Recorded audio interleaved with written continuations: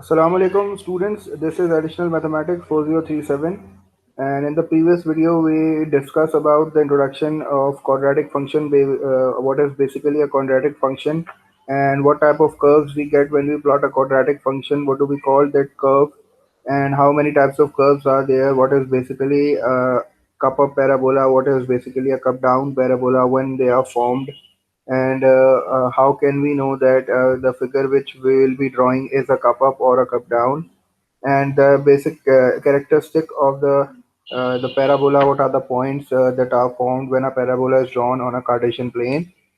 This was done in the previous video. If you want to see that video, you can visit the channel and watch that video. And in the previous video, I also told you how to find the vertex when a quadratic function is given in a vertex form. And we have two types of forms for the equation of quadratic function. First one is the standard form and the other one is the vertex form. So this was all about the vertex form. How can we find the vertex when the question is given us in the vertex form? So there were two methods. We discussed the two methods. The first method was the comparison method, in which we compare our original equation with the given question and find out the value of h and k by comparing. And the next method was the method in which we put the bracket equals to 0 to get the value of maximum and minimum. When we put the bracket equal to 0, we will be getting the value of x every time, and by getting the value of x, we will then put this value back into the equation and we will get the value of y. This value of x and y is basically the value of h and k, which is our vertex. So I have told you the two methods, and now it's up to you to decide which one is better for you. And both methods can be used, and the answer from both the methods will be the same. In today's video, the next target is basically we have to find the vertex again, but this time the question will be in the standard form. And what is basically the standard form of a quadratic function? Ax square plus bx plus c equals to 0. This is the standard form.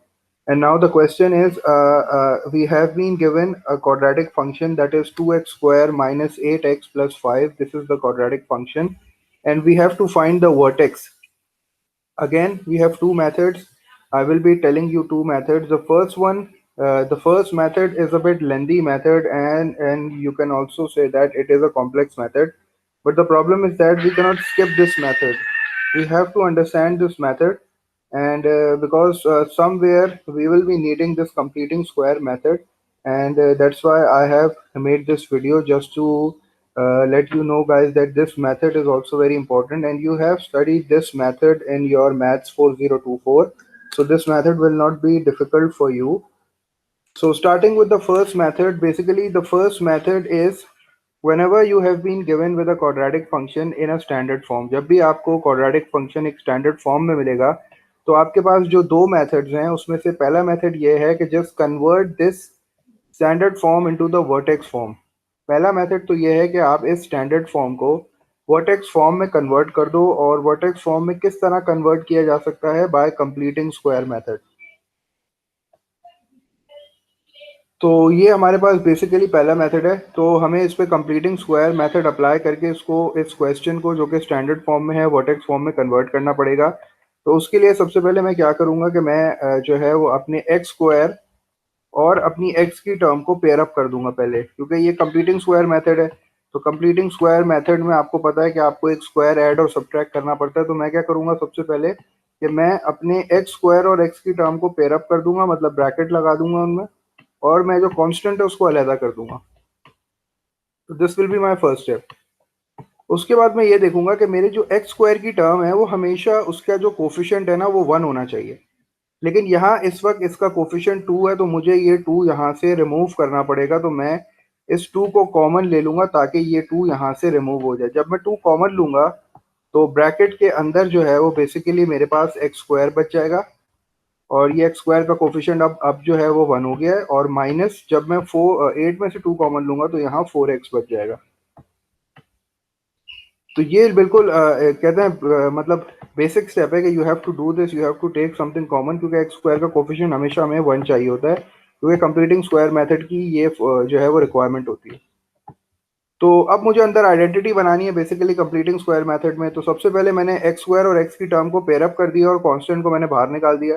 उसके बाद मुझे ये देखना होता है कि x square के साथ कोफिशिएंट 1 होना चाहिए, लेकिन यहाँ 2 था तो मैं 2 कॉमन ले लिया मैंने ताकि यहाँ कोफिशिएंट 1 आ जाए। तो अब मैं दोबारा यही ब्रैकेट यूज करूंगा और अब मुझे क्या करना है, कंप्लीटिंग स्क्वायर मेथड अप्लाई करना है। कंप्लीटिंग स्क्वायर मेथड कहता है कि take the coefficient of x, x का जो भी कोफिशिएंट है आपको उसको लेना है, and then divide this coefficient by 2। इस कोफिशिएंट को लेके हमेशा 2 से डिवाइड किया जाता है, क्योंकि हमारे पास आइडेंटिटी में twice the product of the two था, तो वहां से जो 2 आता है उसके लिए हमें यहाँ हमेशा 2 से डिवाइड करना पड़ता है। और कोफिशिएंट ऑफ हम हमेशा एक्स का लेते हैं। तो 4 को जब मैं 2 से डिवाइड करूंगा तो मेरा आंसर आएगा 2। और जो भी आंसर आता है आप उसका स्क्वायर एक बार ऐड भी करते हो और एक बार सब्ट्रैक्ट भी करते हो। ये बेसिकली कंप्लीटिंग स्क्वायर मेथड होता है कि take the coefficient of x divided by 2 and add and subtract the square of the answer. जो भी आपका स्क्वायर आएगा, जो भी आपका आंसर आएगा आप उसका स्क्वायर एक बार ऐड भी करोगे और आप एक बार उसके स्क्वायर को सब्ट्रैक्ट भी करोगे। और ज़रा क्वेश्चन को थोड़ा सा ध्यान से, क्योंकि you have use some brackets, तो ब्रैकेट्स का ख्याल रखना है कि कौन सा ब्रैकेट कहाँ ओपन हो रहा है और कौन सा ब्रैकेट कहाँ क्लोज हो रहा है, क्योंकि ये भी चीज़ थोड़ी सी कॉम्प्लेक्स हो सकती है अगर आप ध्यान नहीं दोगे तो this is basically the second identity, जो कि हम लोग माइनस की कहते थे, a minus b whole square. और आपको पता है a minus b whole square जो है वो किसके बराबर होता है? This is basically the second identity जिसको हम दूसरे नंबर देते हैं। First one is a plus b whole square and a minus b whole square is always equals to A square plus 2ab। तो ये जो 2ab है, ये जो twice the product of the two है, तो यहाँ से ये बेसिकली 2 हमने लिया है। इसी वजह से हम हर बार x के कोफिशिएंट को 2 से डिवाइड करते हैं। तो this is basically the second identity. Basically ये बन चुकी है, ठीक है। अब आपको इसको जो है वो ज्यादा सोचने की, इस पे वर्किंग करने की इस पे जरूरत नहीं है। This is basically the second identity, इसीलिए मैंने स्क्वायर ऑर्डर सब्ट्रैक्ट किया। यही कंप्लीटिंग स्क्वायर मेथड है। तो आपको बस इसको क्लोज करना है, इसको बस फैक्टराइज करना है वापस। तो आपने ए लिया, ए की जगह पे एक्स है, मिडिल टर्म का आपने साइन लिया जो कि नेगेटिव था, और आपने जो है वो आखिरी टर्म ली और उसका स्क्वायर को आपने क्लोज कर दिया। ये काम आपको करना है। This is called the completing square method. मैंने अपने क्वेश्चन को स्क्वायर में कंप्लीट कर दिया। देखो अब यहाँ होल स्क्वायर आ गया। अब ये मुझे दिख रही है कि it is converted into the vertex form. Aahista Aahista मेरा क्वेश्चन जो है वो वर्टेक्स फॉर्म की तरफ बढ़ता हुआ जा रहा है। तो मैंने वापस ब्रैकेट यूज किया, ब्रैकेट बंद किया और फिर मैंने +5 लिखा। अब ये लास्ट स्टेप रह गया। बस इस लास्ट स्टेप में मुझे ये देखना है कि ये जो 2 है दिस इज बेसिकली दोनों के साथ है, ठीक है। तो यहाँ ये जो मैंने 2 कॉमन लिया था, ये मैंने पूरे ब्रैकेट में से कॉमन लिया था ना। तो अभी मेरे पास जो है, ये समझ लो कि ये जो सारी चीजें हैं, 2 इसके साथ भी है, 2 इसके साथ भी है। तो मैं बेहतर ये होगा कि मैं यहाँ एक कर्ली ब्रैकेट यूज कर लूँ ताकि जो है वो कंफ्यूजन ना हो, ठीक है। तो मैंने ये बेसिकली 2 दोनों में से कॉमन लिया था ना।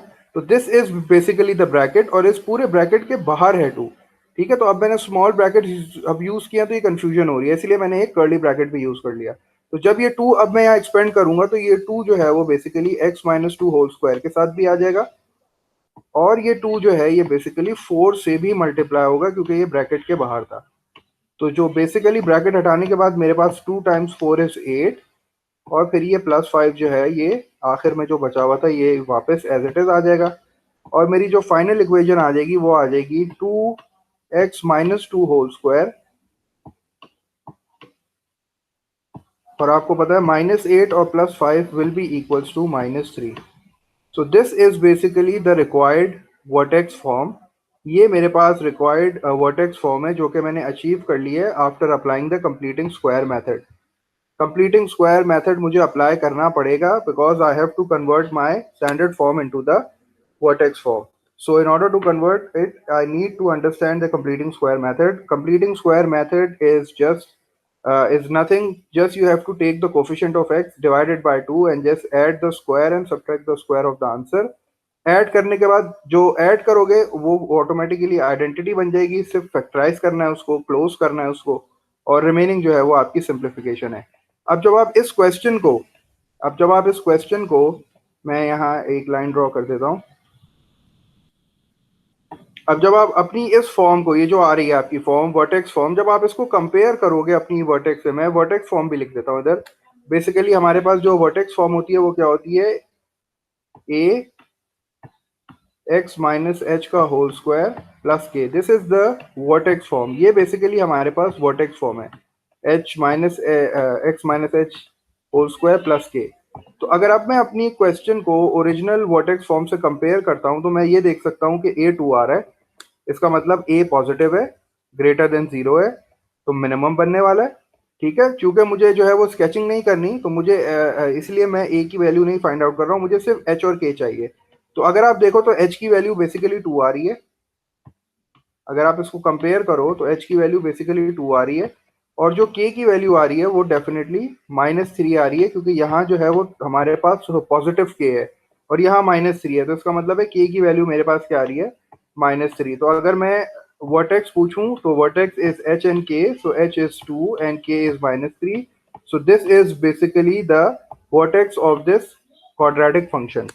तो मैंने एक क्वाड्रेटिक फंक्शन का वर्टेक्स कैलकुलेट कर लिया। थोड़ी सी मुझे वर्किंग ज़्यादा करनी पड़ी है, मुझे थोड़ा सा समझना पड़ा है कि what is basically a completing square method. लेकिन completing square method is very important because in the other question of exercise 4.1 you have to apply this method in order to convert your question, convert your standard form into the vertex form. तो ये तो आपको आना चाहिए। अब जो दूसरा method है वो बहुत इजी सा मेथड है, उसमें सिर्फ आपको ये फॉर्मूला याद रखना है। हमारे पास एक फॉर्मूला है x is equal to minus b upon 2a। आपको x की वैल्यू इससे फाइंड आउट हो जाएगी। और ए बी सी बेसिकली क्या है आपको पता है, ये आपके पास क्वाड्रेटिक फंक्शन है। तो a की वैल्यू क्या होती है, कोफिशिएंट ऑफ एक्स स्क्वायर, जो कि 2 के बराबर है। And then what is b, b is basically -8, तो b इज इक्वल्स टू -8 लिख दूंगा मैं। And then c is equals to 5। तो ये ए बी सी की वैल्यू जो है ये मैंने अपने क्वाड्रेटिक फंक्शन में से देख के निकाल ली, जो हम क्वाड्रेटिक फॉर्मूले में भी यूज करते थे, इसी तरह वैल्यूज को फाइंड आउट करते थे। अब मैं ये फॉर्मूला यूज करूंगा और अपने x की वैल्यू निकालूंगा। x की वैल्यू जो है वो बेसिकली -b/2 है, तो मैंने माइनस लिखा, और b मेरे पास चूंकि ऑटोमेटिकली नेगेटिव है तो मैंने ब्रैकेट यूज करके ब्रैकेट के अंदर -8 लिखा, दिस इज -b, और डिवाइडेड बाय 2a है तो मैंने 2 फॉर्मूले का लिखा, और a की जगह पे मेरे पास 2 है तो मैंने उसको वापस 2 लिख दिया। जब मैं इसको सिंप्लीफाई करूंगा तो मेरे पास जो आंसर आएगा वो आएगा 8/4, क्योंकि माइनस माइनस प्लस हो जाएगा और 2 2 4 हो जाएगा, और मेरे पास जो x की वैल्यू आ जाएगी वो आ जाएगी 2। अब ये जो x की वैल्यू आई है इसको मैं वापस अपने प्लग बैक कर दूंगा, मैं प्लग इन कर दूंगा इसको अपनी ओरिजिनल इक्वेशन में। इसको मैं ओरिजिनल इक्वेशन में जब पुट करूंगा तो मेरे पास जो y की वैल्यू आएगी, f ऑफ x आपको पता है y भी लिखा जा सकता है, तो जो y की वैल्यू आएगी बेसिकली मैंने 2 लिखा, और since x is 2 so I will write 2 square, x की जगह पे मैं वापस 2 पुट कर दूंगा, और माइनस का साइन एज इट इज आ गया, 8 एज इट इज आ गया, और ब्रैकेट में फिर मैंने x की वैल्यू लिखी जो कि 2 है। ये x की वैल्यू मैंने फाइंड आउट ही इसीलिए किया है कि मैं x की वैल्यू फाइंड करके इसको ओरिजिनल इक्वेशन में पुट करके y की वैल्यू फाइंड आउट कर लूंगा, और +5 एज इट इज आखिर में आ जाएगा। और फिर जब मैं इसको सिंप्लीफाई करूंगा तो आपको पता है 2 square is 4 and 4 times 2 is 8, तो यहाँ 8 आ जाएगा। और आपको पता है कि 2 मल्टीप्लाई बाय 8 इज बेसिकली 16, तो यहाँ 16 आ गया, और यहाँ जो है वो मेरे पास 5 आ गया। और जब मैं इसको सिंप्लीफाई करूंगा तो आपको पता है 8 और 5 होते हैं 13, तो 13 माइनस 16 जो है वो बेसिकली -3 के बराबर होगा। दिस इज बेसिकली -3, और अगेन मेरे पास वही आंसर आ गया कि मेरे जो वर्टेक्स h और k या x और y की वैल्यू जो थी वो बेसिकली 2 और -3 ही आ रही है। तो आपने ये देखा कि दोनों मेथड से जो है मेरे पास आंसर बिल्कुल सेम आया है। तो it's up to you to decide which method you can use. आप दोनों में से जाहिर सी बात है यही वाला मेथड फिलहाल यूज करोगे, लेकिन आपको कंप्लीटिंग स्क्वायर मेथड भी आना चाहिए, क्योंकि you have to apply completing square method in the other type of questions in the exercise. So this was all about how to find vertex when a quadratic function is given in a standard form. Last video में हमने vertex form में देखा था, इस video में हमने standard form में देख लिया था। स्टैंडर्ड फॉर्म को आपको बेसिकली वर्टेक्स फॉर्म में कन्वर्ट करने के लिए you have to apply completing square method. Completing square method के लिए आपको x का कोफिशिएंट लेके उसको 2 से डिवाइड करना पड़ता है, जो भी आंसर है उसके स्क्वायर को ऐड और एक बार सबट्रैक्ट भी करना पड़ता है, और आइडेंटिटी बनाने के बाद you can convert your question into the vertex form. दूसरे मेथड में you just need to memorize this formula is x is equals to -b/2a। just use this quadratic function, find the value of a, b and c, put the value of a, b in this formula to get the value of x, and when you find the value of x की एक बार value आ जाए तो just put this value back into the original function and then find the value of y.